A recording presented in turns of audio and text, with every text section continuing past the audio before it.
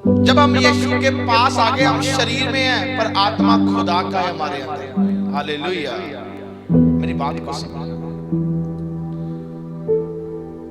क्योंकि फिर आप अपनी मर्जी से नहीं जीते, आप परमेश्वर की इच्छा के अनुसार जीते हैं। फिर वो चलाता है आपको, और जब वो चलाएगा आपको, आप रुकने वाले नहीं हो, आप हर एक स्थान में कामयाब होने वाले हो यीशु मसीह के सामर्थ्य नाम में।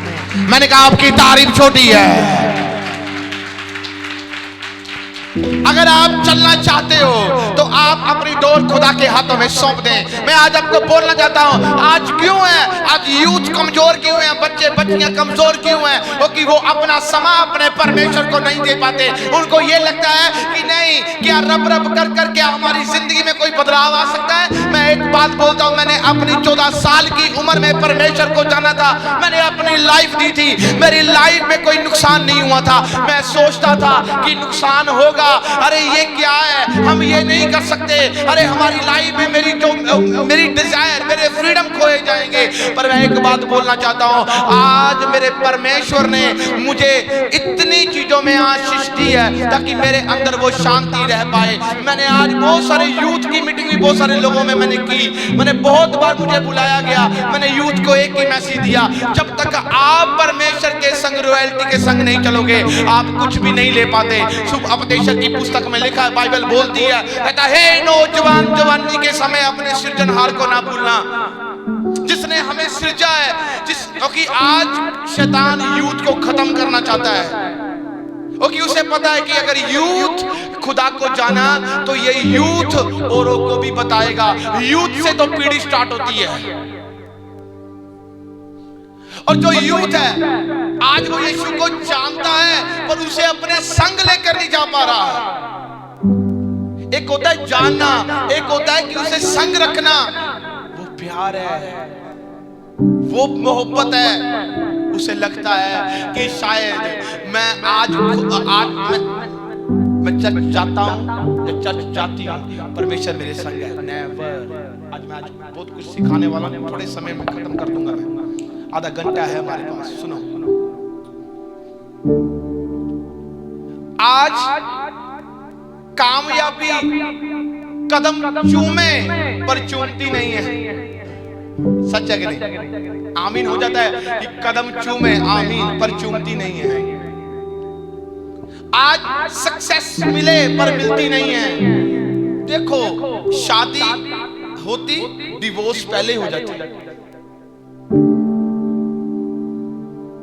नॉर्मल जिंदगी में उतार चढ़ाव आ जाता, पर उन्हें उतार चढ़ाव में बाहर निकलना ही नहीं आता। यू नो, एक सलीब मूसा के समय में भी लगाई गई, वो आज भी इजराइल में है। अभी टूर चल रहा है इजराइल के। तो सांप,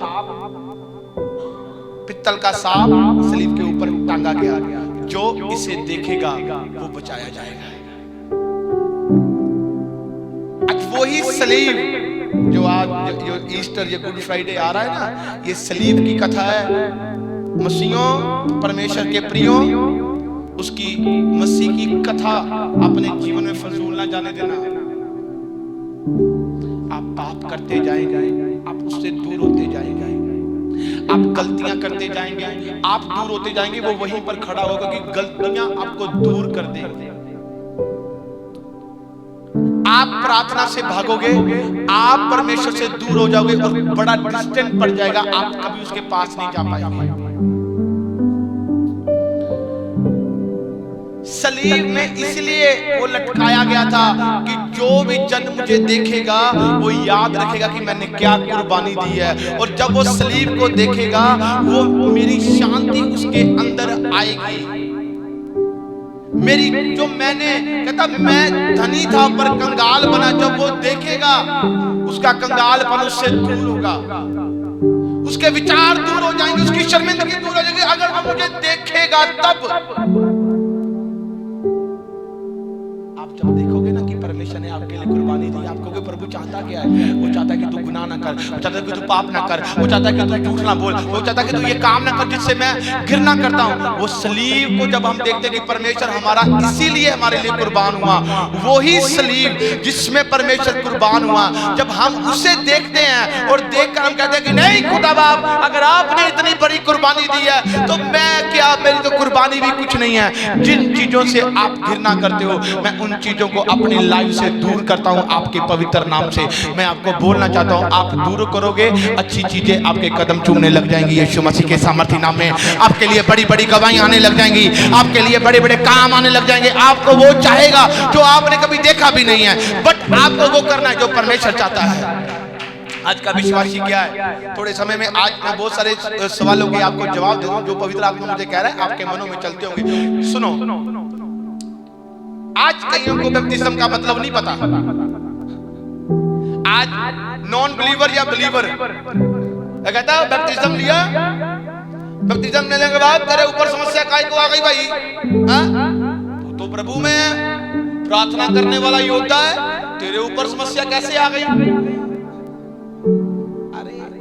आलतू फालतू बाइबल का ज्ञान न रखने वालों, आप डूब जाओगे जब वैरी आपको ऐसे करेगा, खत्म हो जाओगे। आप इतनी प्रार्थना करते हो, चर्च जाते हो, आपके ऊपर समस्या कैसे आ गई? हालेलुया। आज भी तेरे घराने में खुशी नहीं है, आज भी तू कर्जदार है। होता कि नहीं होता? सच है कि नहीं सच? झूठ तो नहीं बोल रहा, सच बोल रहा हूं ना। वो आपको बड़े बड़े हाथ लेकर, इतनी बड़ी जीव लेकर नहीं मिलेगा। वो शैतान आ गया, वो आपको लोगों के भीतर बात करेगा। तेरे बच्चे आज भी, तू आज भी सुखी नहीं है,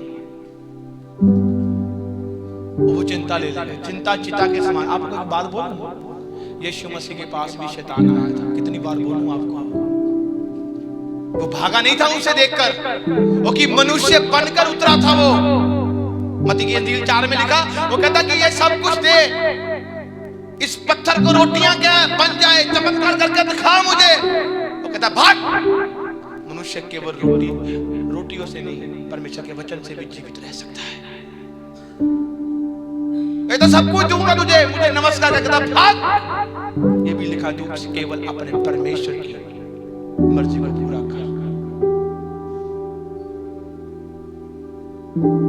2 बार उसने कहा, तीसरी बार उसने परमेश्वर की कॉपी की। लिखा बाइबल में जब आप पढ़ते हो, उसने लिखा है तू ऊपर से अपने को नीचे गिरा देगा तो स्वर्गदूत तुझे हाथों हाथ उठा ले। वो कहता वो भी लिखा है तो अपने परमेश्वर की परीक्षा न कर। शैतान भाग गया, फिर ना मिला उसे।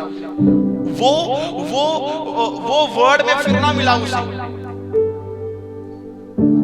और आप, यीशु ने भी बपतिस्मा लिया था खुदा ने, और कबूतर की नाई पवित्र आत्मा उतरा और कहा तू मेरा प्रिय पुत्र है जिससे मैं प्रसन्न हूं। उसे ये सर्टिफिकेट मिला था खुदा को, खुदा के हमारे मुक्तिदाता यीशु मसीह को, तू मेरा प्रिय पुत्र है जिससे मैं खुश हूं। बपतिस्मा लिया, लेने के बाद अरे तू आज भी ऐसा है। मैं सुनता हूं जैसे मुझे फीडबैक मिलते हैं, कोई कहेगा तू प्रार्थना करने वाला बंदा, तेरी लाइफ में आज भी सुख नहीं है। लोग आएंगे, अय्यूब को पढ़ लो, इतना दुख आ गया था, बना रहा था, कहता कोई बात नहीं, जिसने सुख दिया दुख भी ले लिया, उसके हाथ में कोई फर्क नहीं पड़ता। वही अज़ूब 7 गुना मल्टीप्लाई हुआ था लास्ट में यीशु मसीह के सामर्थ्य नाम ने। मैंने कहा आपकी तारीफ छोटी है, ये कोई गारंटी नहीं है। चर्च के बाहर जाकर आपकी सोच क्या कहती है, आपके भीतर शैतान एंट्री करे, वो आपके ऊपर डिपेंड है, परमेश्वर के ऊपर डिपेंड नहीं है, पादरी के ऊपर डिपेंड नहीं है, वो हमारे ऊपर डिपेंड है। हमने क्या करना है, हमें बदल दो। हम इंसान को बदल नहीं सकते, बदलेगा वचन अगर इंसान उसे लेगा। मुझे कोई पादरी नहीं बदल सका था, मुझे बदला तो बाइबल ने बदला था। मैंने जब इसे बैठकर पढ़ना लग गया था, समझ गया था कुछ है। जब तक आप खुदा के नबी जो भेजे जाते हैं उनके वचनों को नहीं सुनोगे, जो खुदा के बारे में बोल रहे हैं, आप कैसे बदलोगे? बाइबल शुरुआत की बात नहीं करती। आप शुरुआत में बड़े बिंदास थे, बड़ी बड़ी गवाहियां थी। बाइबल बात करती है कि आप एंड लास्ट टाइम आपका कैसा प्रभु में खड़े हो। शुरुआत मायने नहीं रखती, एंड मायने रखता है कि आप कौन हो। और मैं आपको बोलना चाहता हूं, कई बार हमारी लाइफ में समस्या आएगी, कई बार हमारी लाइफ में दुख आएगा, कई बार ऐसी बातें आएंगी, क्या तब हमें पता चलेगा कि आप खड़े हो परमेश्वर में। आपको तब बताना है। आज का इंसान लालची, सेल्फिश है। जब तक उसे कुछ मिलता जाए तब तक वो सेटल है, और जब तक कुछ नहीं वो पीछे मुड़ता। इजरायली भी ऐसा ही करते थे। जब पीछे मुड़े परमेश्वर के सिंहासन को कोई फर्क नहीं पड़ा। नेवर। उसने कहा ठीक है, अगर तुम चाहते हो तो लो, पीछे मुड़कर तुम्हें क्या मिलेगा। पीछे मुड़कर मौत मिली थी और कुछ नहीं मिला। आगे बढ़ने वालों को देश मिलता है, जिस देश में मधु और दूध की धाराएं बहती हैं। यीशु मसीह के सामर्थी नाम में जो इजराइलियों को मिला। मैंने कहा आपकी तारीफ छोटी है। पीछे मुड़ने वाले को कुछ नहीं मिलता। लूत की पत्नी, यीशु मसीह जब बाइबल में एक बात बोलते हैं, कहता लूत की पत्नी को स्मरण करना। बस इसलिए एक बात बोली, सिर्फ लूत की पत्नी को स्मरण करो। वो कोई पापी नहीं थी, उसने कोई गुनाह नहीं किया था। एक ही बात थी, पता क्या थी? जब परमेश्वर सदक अमोरा का नाश करने के लिए जा रहे थे, उसने कहा एक ही धर्मी पाया जाता है, अब्राहम का भतीजा, उसका नाम था लूत। उसकी पत्नी का नाम मेंशन नहीं है बाइबल में। उसने कहा कि इसको अपने परिवार को लेकर निकल जाओ। स्वर्गदूतों ने बड़ी चेतावनी दी, इस देश को परमेश्वर खत्म करने वाला है। आप नेट में सर्च कर लो, आज भी वो देश क्या है पता? उसमें गंधक और आग बरसाई गई थी। और बाइबल में भी जब मैं उसे इंटरनेट में एक चीज को, उसकी डेफिनेशन को देखता हूँ और मैं उसको पढ़ता हूँ, और मैंने देखा जब साइंटिस्ट वहां पर गए, उन्होंने बाइबल को लेकर गया कि ये देश बोला गया था, क्या इस देश में आज भी क्या है? उस देश में पता क्या था? आज भी जमीन बंजर है। गंधक का मतलब उसमें मतलब बंजर कर दी जमीन। वो कभी फलदायक नहीं हो पाई, कभी खेती नहीं हो पाई उसमें। क्या किया? एक ही बात बोली थी, पीछे मुड़कर मत देखना। उसकी पत्नी ने कहा, मैं आज्ञा क्या थी? पीछे मुड़कर ना देखना। उसने कहा क्यों ना देखो, ऐसी क्या बात है? सभी भाग रहे। जैसे पीछे मुड़कर देखी, वहीं पर नमक का खंभा बन गया, और आज भी है। बाइबल एक शिक्षा है। आप दयालु हो, परमेश्वर आपसे बढ़कर दयालुता दिखाएगा। आप दया करने वाले हो, प्रभु बढ़कर आपके ऊपर दया करेगा। आप क्रोध में हो, आप अपना गुस्सा दिखाओगे, परमेश्वर बढ़कर दिखाएगा। आप अनाज्ञाकारी करोगे, परमेश्वर दिखाएगा कि वो आपकी प्रार्थना को नहीं सुन पाएगा। आप जैसा करोगे, परमेश्वर आपको बढ़कर देखोगे वो खुदा है, हम मिट्टी की रचना है। इसलिए उससे जो लेना है वो झुक कर लेना है। झुके हुए पेड़ में फल होता है, वो कभी भी मुरझाता नहीं है। अकड़ा हुआ पेड़ कभी भी गिर जाता है। झुके हुए पेड़ की जड़ें खुदा मजबूत करता है। यीशु मसीह के सामर्थी नाम में आओ। नीति वचन की पुस्तक में लिखा, उसकी 23 आयत में, उसकी 12 नंबर पंक्ति, वर्ष चैप्टर 23 और वर्ष 12, अपना हृदय शिक्षा की ओर और अपने कान ज्ञान की बातों की ओर लगाना।